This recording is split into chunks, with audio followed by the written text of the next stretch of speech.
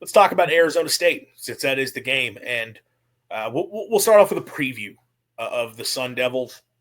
And this is an Arizona State team that has really high expectations coming into this year because they greatly overperformed last season. That's a team that 2 years ago in year one under Kenny Dillingham goes 3-9. And then part of sort of a complete rebuild for that program. Last year they burst onto the scene and they're an 11-win team. They win the Big 12.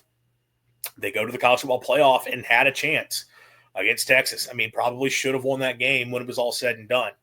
I know they had to come back from down quite a bit, but once they got back into that thing, it looked like they were going to win it and ultimately didn't. But this is a team that now brings back basically everybody not named Kim Scatabo, both between the offense and the defense. They ended up being a pretty good defensive team last year, had some fun playmakers on offense.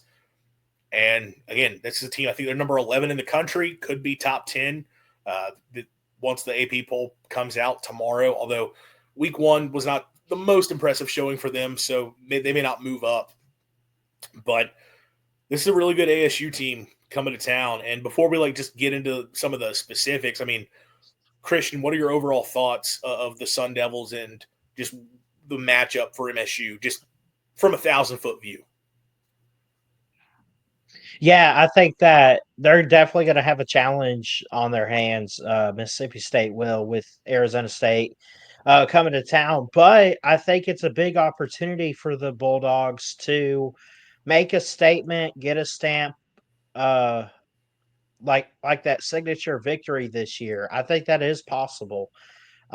It being at home in Starkville, and then you look at it being a 7:30 kickoff Eastern time. That is, at home. It's going to be a night game.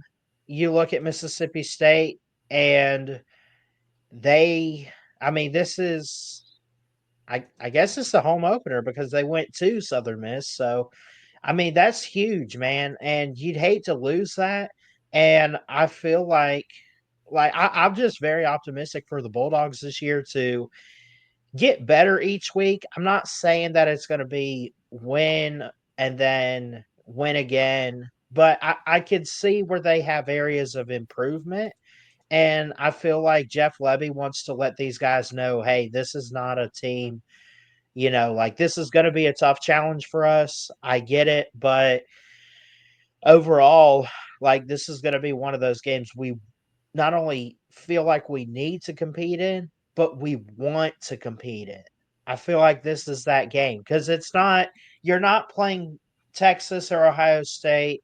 We just had a big game with that. You're not playing a Penn State.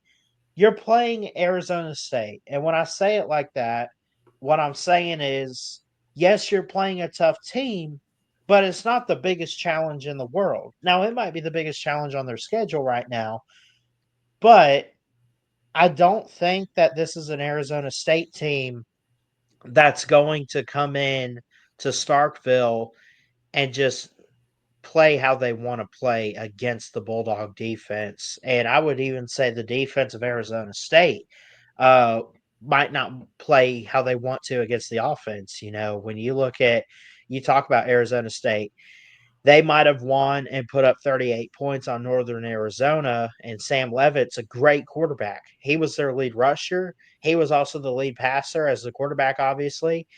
But against Northern Arizona at home, you give up 19 points. Now, I don't know what to make of that team, but I got to think that there's some holes and some question marks for the Sun Devils going into this next game. Yeah, let's talk about that game. So the Sun Devils get the win over Northern Arizona, 38-19. Hmm. Kind of some politics at play. You'll notice if you ever pay attention to FCS football and the NAU Lumberjacks, annually they play either Arizona State or Arizona. It is a mandated thing by the state government that one of the power conference teams has to play NAU on an annual basis. So kind of just a little Okay. interesting factoid there. So basically, one of them is always going to be playing an FCS team, and it's going to be NAU. And look, NAU is a good FCS program. They were a playoff team a season ago. They're a top 20 type team within the FCS. So they are a talented team. But obviously, if you're talking about uh, a top 12 college, FBS team and a college football playoff participant, you feel like you should be able to handle business a little bit more. Tucker Medlin checking in here, late arriving, but I need Andrew's thoughts on Dillingham saying there are no hotels in Starkville that aren't casinos. I'll get to that in a sec. I don't. Yeah, I'm not going to overreact to that, but I'll address it. But look, NAU is a pretty good team. But again, if you're Arizona State, you feel like you should be able to handle them a lot better. And this is kind of a weird game for Arizona State. There were moments where it looked like they were completely dominant, and there were moments that kept getting in their own way. Really, the big thing here is like they were bad on third down. They went 1 for 10 on third downs, and they were just kind of inefficient at times. Their offensive line allowed some pressure. Northern Arizona really brought a lot of exotic looks. They kind of dialed up a lot of different pressure looks, and that gave them some problems. The other big thing, and this is going to sound very reminiscent of what we're talking about with Mississippi State, they committed a lot of penalties. 12 penalties in this game for Arizona State for 90-something yards, and took a touchdown off the board, took a big play. It's funny, like they had a stretch where they have a screen pass that goes for like a 70-yard touchdown, called back for penalty. The very next play, Sam Levitt hits a huge play down the field that's going to be like a 60-yard gain. It gets called back for penalty. So very reminiscent of what Mississippi State went through in week 1 against Southern Miss, where you just have these baffling penalties that come back to bite you in the worst possible spots. Same thing happened to Arizona State. There was some game 1 sloppiness that probably made this thing look a little bit closer than it needed to. And I talked about Mississippi State's post-game adjusted scoring margin per SP Plus against Southern Miss being 30 points. Arizona State in a game they won by 19, it was 31. So if you look at the advanced stats, Arizona State won this game pretty handedly. All the advanced metrics will tell you this game was not as close as the final score indicated, and that it was a lot of Arizona State's just sort of own mistakes getting in their own way. That said, there are things from this game you look at from ASU that were concerning. Like I mentioned, their offensive line. Yeah, like they there were some exotic pressures thrown their way that they didn't diagnose the way they would have liked to. But at the same time, like you feel like your offensive line should be able to pick those up better. You feel like you should be able to protect a little bit better than they did, and run block a little bit better than they did. Although their running backs did have a lot of success. Although I think some of that is the running backs are really good. Even without Kim Scatterbo there, they've got some good backs.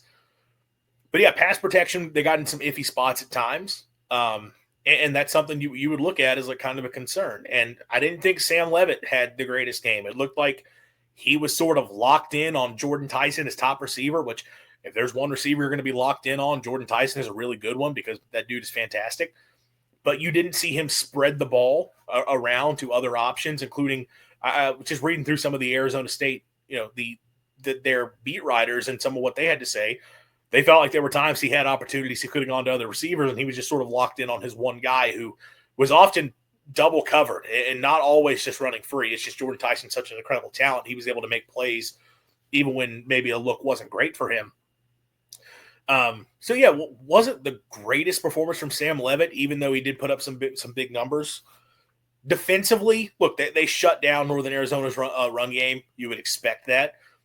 But the passing game, they gave up some looks downfield. And again, this is one of those things where I read what the Arizona State people had to say, and they kind of pointed out that Arizona State sort of just stayed in one base look the entire game. And because of that, without much adjusting. So, of course, Northern Arizona was able to figure some things out and find some success against that. Kind of just trusting we can take a vanilla basic game plan here and that be enough for us to get the win, which I understand it. You don't want to put too much out there, but those are things you look at and you're not going to be thrilled, right? For a team that you got high expectations with, even if the post game tells you this was a much bigger blowout than the final score indicates, you're not going to be thrilled by what you saw. That said, I still think Arizona State's a really good team.